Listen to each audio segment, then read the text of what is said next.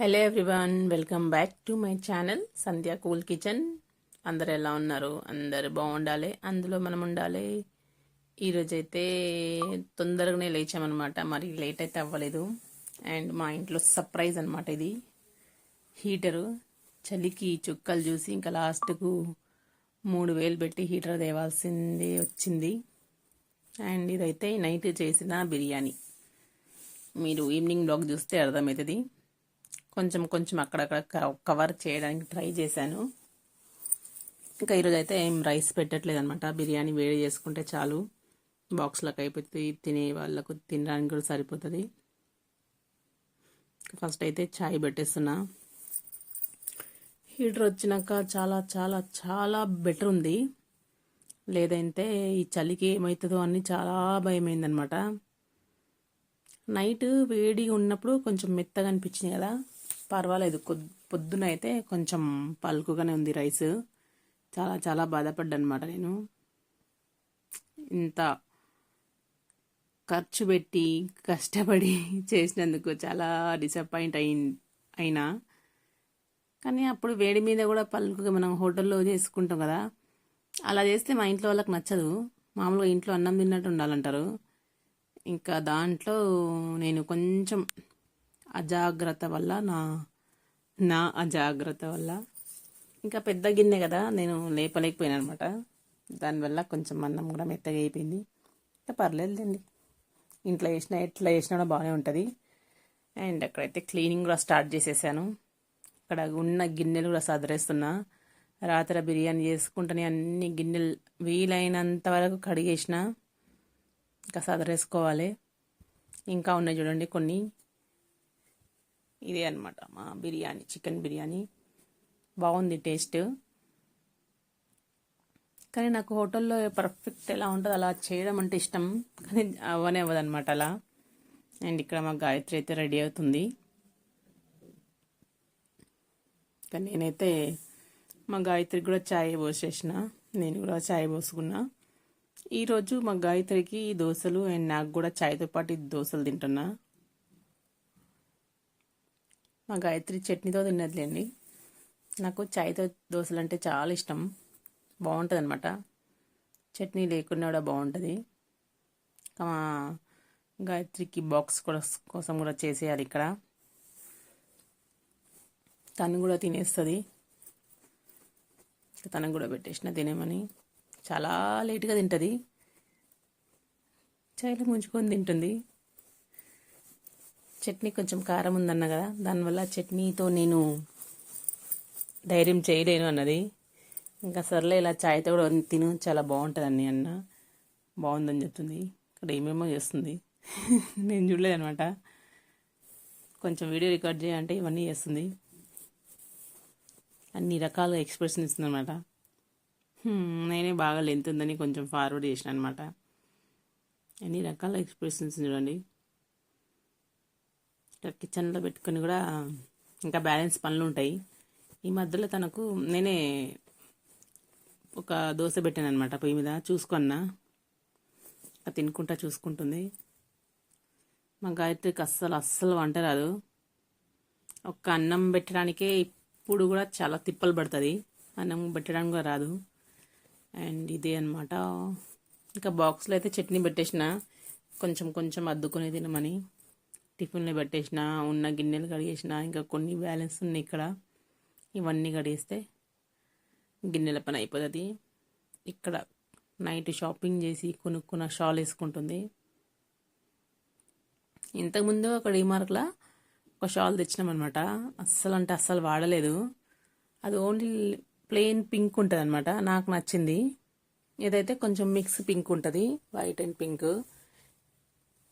And ఇక్కడైతే వాళ్ళు వెళ్ళిపోగానే నేనైతే కొంచెం టైం పడుతుందిలేండి, వెళ్ళంగానే అయితే ఏం ఊడవను. ఎందుకంటే వెళ్ళంగానే ఊడవద్దంటారు కదా. ఇంకా కొన్ని పనులు ఉంటాయి, చిన్న చిన్న పనులు. ఇక్కడ టేబుల్ కూడా క్లీన్ చేసుకున్నాను అనమాట, హాల్లో సదరేసుకున్నా. ఇంకా మడత పట్టే బట్టలు ఉన్నాయి, దానికి ఎప్పుడు టైం వస్తుందో. ఈ మధ్యలో నాకు తెలియకుండా మా గాయత్రి కూడా మడత పెట్టేసింది. దాదాపు 2-3 రౌండ్ల బట్టలు, అంటే ఒక 15 రోజుల బట్టలు అనుకోండి. నేనే చేసేసుకోమన్నా, ఎందుకంటే నాకు అస్సలు టైం దొరకలేదు. బాగా టైర్డ్ అయిపోతున్నాం. వంట చేసుకుని తినే వరకే దాదాపు 12 అవుతుంది అనమాట. ఆ టైమింగ్ రికార్డ్ చేసే వీడియోస్ కూడా ఉన్నాయన్నమాట. కాకపోతే నాకే ఇట్లా వీడియో ఎడిటింగ్ చేసేటప్పుడు దొరకతలేదు అనమాట. సర్లే వద్దేయండి అని వదిలేసిన. ఇక్కడైతే మొత్తం ఊడ్చేసుకుంటున్నా.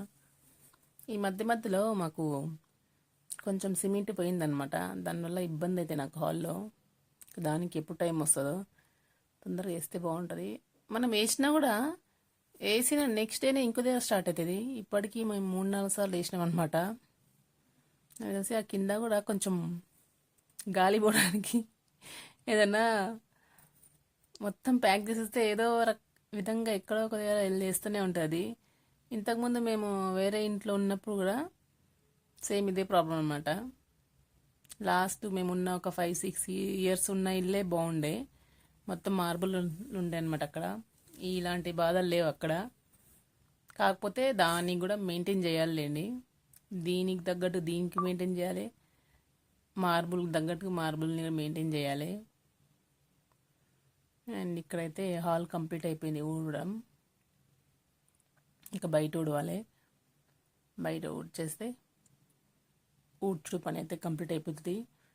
బట్టలన్నీ తీసి ఒక పక్కకి వేసిన అనమాట. మీకు కనిపించట్లేదు కదా, అటు సైడ్ పక్కకు వేసేసిన. బయట కూడా ఊడ్చేసిన. ప్రస్తుతానికైతే ఇల్లు పరిస్థితి ఇలా ఉంది. కింద అయితే కూరగాయలు ఉన్నాయి. ఈ మధ్యలో మా రాబెట్ కూడా బాగా ఫుడ్ దొరుకుతుందనమాట. తినలేక ఇబ్బంది పడుతుందనమాట. ఉన్న గిన్నెలు కూడా అన్నీ కడిగేసిన. దాంట్లో కడుగుతూ ఉంటా, సదరిస్తూ ఉంటా. ఇంకా ఒక గిన్నె ఉంది, తర్వాత కడుగుతా. ఇది బాగా ఎండిపోయింది అనమాట. ఇంకా చాయ్ ఉంది, అది కూడా తర్వాత తాగేస్తా. ఒక 1 అవర్ రెస్ట్ తీసుకున్నాక మిగతా పని చేసుకుంటాను అనమాట. ఎందుకంటే నైట్ చాలా లేట్ అయింది, మళ్ళీ పొద్దున్నే లేచినా కాబట్టి. అది చెప్తున్నాను మీకు. అక్కడ 1 అవర్ రెస్ట్ తర్వాత కలుస్తామని. ఫ్రెష్ అప్ అది అన్నీ అయిపోయినాక ఇంకొక రూమ్ ఉంది క్లీన్ చేసుకునేది. ఇదే అనమాట. నేను 1 అవర్ రెస్ట్ తీసుకుని లేచాను అనమాట. ఇక్కడ డైలీ అలవాటు అయిపోయింది. ఈ మధ్యలో అయితే టైం కూడా దొరకట్లేదు అనమాట. లేట్గా మార్కెట్ వెళ్ళడము, వచ్చి ఇంట్లో పనులు చేసుకోవడము, మళ్ళీ కూరగాయలు తీసుకొని మార్కెట్కి వెళ్ళడం, ఇదే సరిపోతుంది. ఇంకా ఈ ఒక్క రూమ్ వచ్చేసి ఫ్రెష్ అప్ అయిపోతుంది.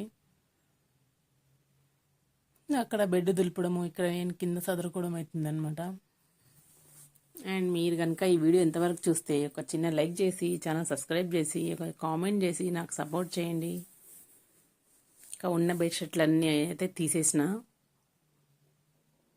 ఊడ్చేస్తే నెక్స్ట్ ఆడ ఊడ్చుకుంటూనే ఉంటా, కానీ మైండ్లో ఎన్నో పనులు తిరుగుతూ ఉంటాయి అనమాట. నెక్స్ట్ ఏం చేయాలని. ఎందుకంటే ఏ పని పెండింగ్ పెట్టినా నెక్స్ట్ మళ్ళీ నాకే ఉంటుంది అనమాట కష్టం. పడుకుని లేసరికి చూసారా ఫేస్ అంతా ఎలా అయిపోయిందో, నిద్రలు సరిగా లేక. ఇంకా హెడ్ బాత్ చేశాను అనమాట ఈరోజు.